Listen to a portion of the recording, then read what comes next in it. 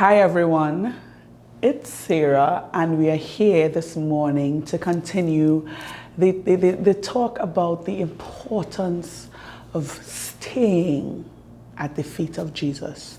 We're looking at these two sisters, Mary and Martha, and it is literally a spiritual response to the people, for the people of God, when it comes to the presence of Jesus and that devotion and that spiritual hunger for him.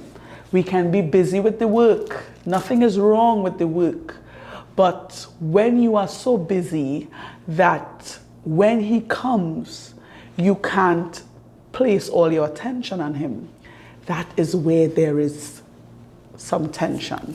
So we looked at Mary with her sister. She was the one at the feet of Jesus. And she gleaned from him, and Jesus said that was the better portion.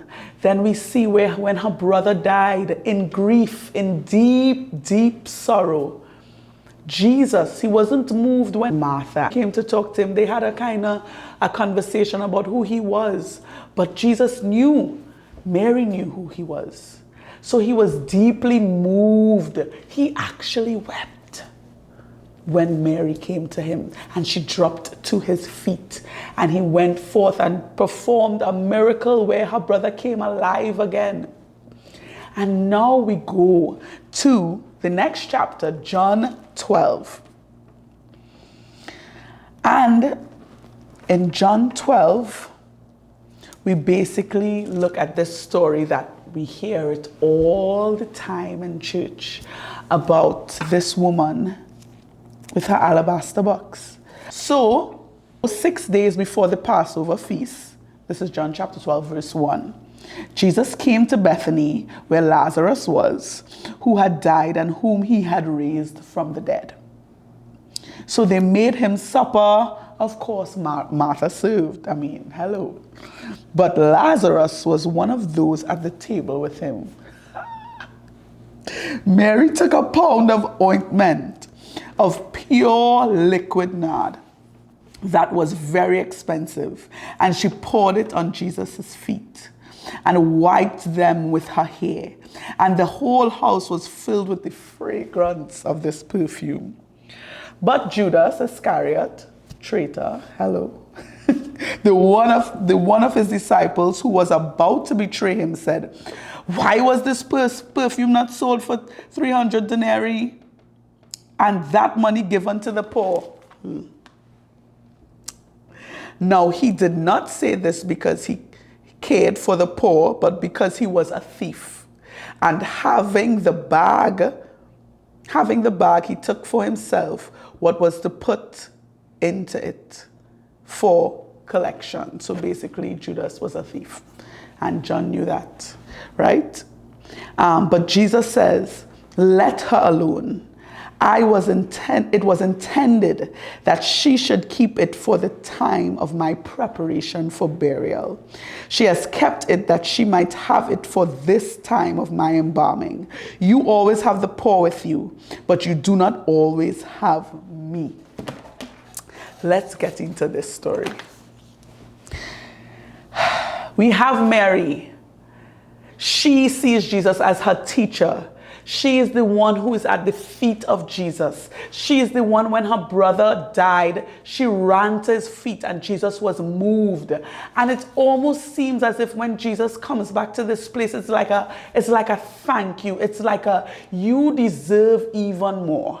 You deserve my very best. And she broke that oil before him. And they said the room smelled like the perfume.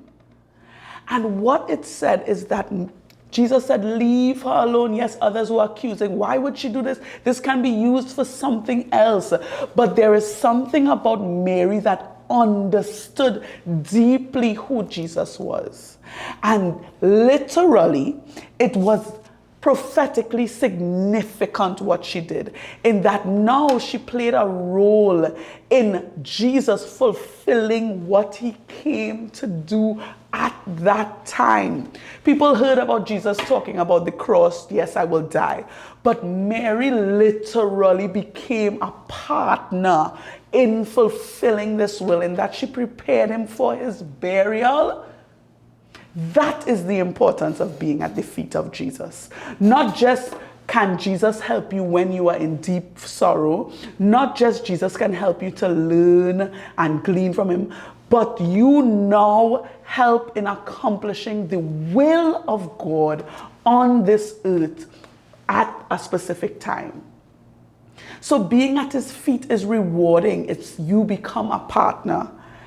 And here it says that Mary, the oil that she poured, it literally showed her devotion and giving the best to Jesus. She became a participant of the divine plan. Not everybody understood what was happening, but Mary understood that, hey, what?